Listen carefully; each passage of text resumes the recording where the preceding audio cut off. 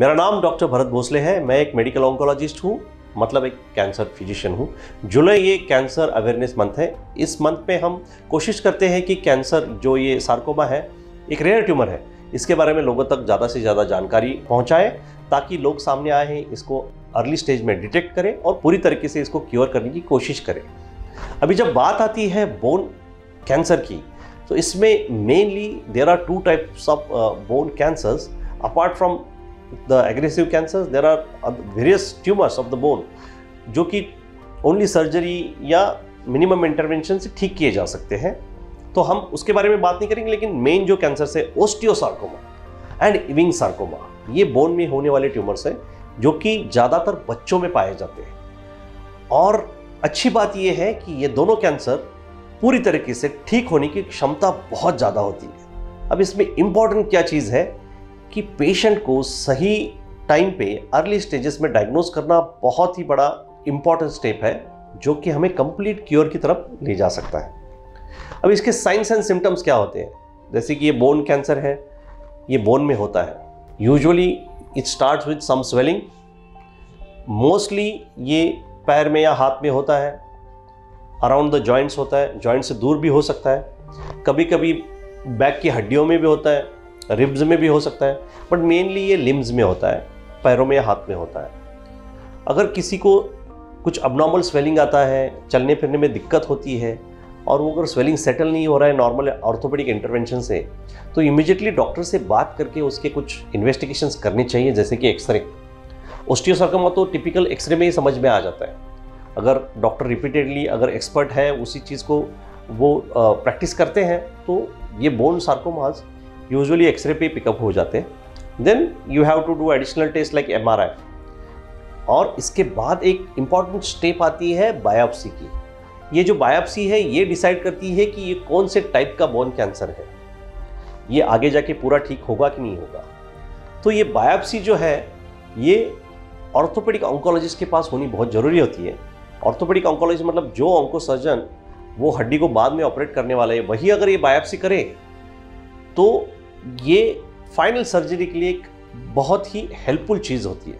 कोशिश करें कि जो सर्जन आपकी बोन की सर्जरी करने वाला है, उसको पता होता है कि कौन से ट्रैक में उसने बायोप्सी ली है, उसको बाद में सर्जरी के टाइम पे कैसे ऑपरेट करना है। इसलिए ये step of biopsy in bone cancer is very critical. Then ये टिश्यू पैथोलॉजिस्ट के पास जाती है। पैथोलॉजिकल एग्जामिनेशन के बाद ये कौन से टाइप का बोन कैंसर है बताता है। इसमें कभी कभी एडिशनल टेस्ट भी करने पड़ते हैं, like Ewing sarcoma which is again a paediatric type of bone tumour और सॉफ्ट टिश्यू ट्यूमर। सो इसके बाद ये तय होता है कि इसको ट्रीट कैसे किया जाए। जैसे कि मैंने बताया कि आपने एक्सरे किया, MRI किया, बायोप्सी किया, कभी कभी beyond this we have to do sometimes CT scan of the chest. कुछ सार्कोमाज है उसमें हमें PET स्कैन भी करना पड़ता है, नॉट इन ऑल। इसके बाद एक हमारी मल्टी डिसिप्लिनरी टीम एक साथ बैठ के आगे का प्लान ऑफ एक्शन बनाती है, जिसमें कि आपके फाइनल ऑपरेटिंग सर्जन्स होते हैं, ऑर्थोपेडिक सर्जन, मेडिकल ऑन्कोलॉजिस्ट जो मेरी तरह कीमोथेरेपी से डील करते हैं, एंड रेडिएशन ऑन्कोलॉजिस्ट। कुछ केसेस में हमें रेडिएशन भी देना पड़ता है। तो ये कोर टीम होती है जो final plan of action decide करती है। इसके अलावा इंटरवेंशन रेडियोलॉजिस्ट, न्यूक्लियर फिजिशियंस भी प्लानिंग के लिए हमारे साथ मदद करते हैं। सो एक बार हमारा डायग्नोसिस सेटल होता है, तो ये फैला हुआ कैंसर है या ना फैला हुआ कैंसर, बिकॉज अल्टीमेटली इससे डिसाइड होता है कि हमें ट्रीटमेंट क्या करनी है। अगर ये लोकलाइज सार्कोमा है तो मेन ट्रीटमेंट सर्जरी रहता है, बट आजकल ओस्टियोसार्कोमा में पहले कीमोथेरेपी दिया जाता है, ट्यूमर का साइज कम किया जाता है।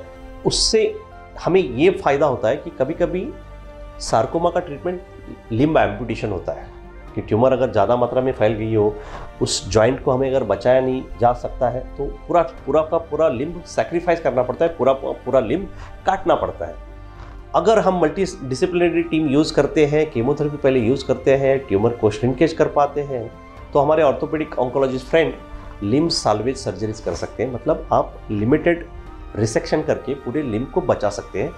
बहुत सारी लेटेस्ट टेक्नोलॉजी है जिसमें ये लिम्ब साल्वेज सर्जरीज आजकल पॉसिबल है।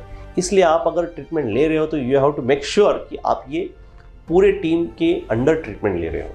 तो ये तो एक्सपर्ट आ गए, बड़े बड़े एक्सपर्ट आ गए, लेकिन इसमें सबसे इम्पॉर्टेंट रोल होता है पेशेंट का, क्योंकि पेशेंट ही सबसे बड़ा सुपरस्टार होता है। उसको अपनी मेंटल हेल्थ पॉजिटिव रखनी बहुत ही ज़रूरी होती है, क्योंकि आप अगर इन सारी चीज़ों से अगर डिप्रेस हो जाते हो तो ट्रीटमेंट को झेलना बहुत मुश्किल हो जाता है, ट्रीटमेंट का फाइनल आउटकम भी पुअर हो जाता है। तो मैं हर पेशेंट को यही बोलूँगा, अगर कोई अपने फैमिली में सार्कोमा का पेशेंट है, बोन सार्कोमा का पेशेंट है, तो ये ट्रीटमेंट प्रक्रिया को जान लो और इसका फाइनल आउटकम बहुत ही अच्छा है, ये पूरी तरह से क्योर हो सकता है।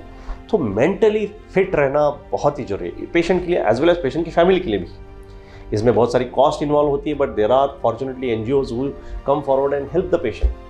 तो मायूस न होके इसको पॉजिटिवली कैसे फेस कर सकते हैं, ये बहुत इंपॉर्टेंट है। इसलिए हम बोलते हैं कि अगर ट्रीटमेंट सक्सेसफुल होता है और पेशेंट अगर इसमें से बाहर निकल के क्योर होता है, तो इस यश का सबसे बड़ा, इस आउटकम का सबसे बड़ा हकदार पेशेंट खुद होता है। और पेशेंट को हम ये सबका सबसे बड़ा स्पेशलिस्ट मानते हैं, क्योंकि उसने ये सारी प्रक्रिया जो बहुत ही पेनफुल होती है वो हंसते हंसते झेली होती है। अपने फैमिली के साथ बैठ के उठ के हम अपनी पॉजिटिविटी दिखाना, यही आपको फाइनल क्योर की तरफ लेके जाता है। बाकी सब लोग जो स्टैंडर्ड प्रोटोकॉल्स लिए हैं वो फॉलो करते हैं। यस, हम आपके साथ हर स्टेप पे रहते हैं, लेकिन राइट टाइम पे आ गया ना, ताकि हम कैंसर को अर्ली स्टेज में डिटेक्ट करें, जिससे हमारे क्योर के चांसेस 100% हो जाए। इसके लिए सबसे बड़ा योगदान आप ही कर सकते हो।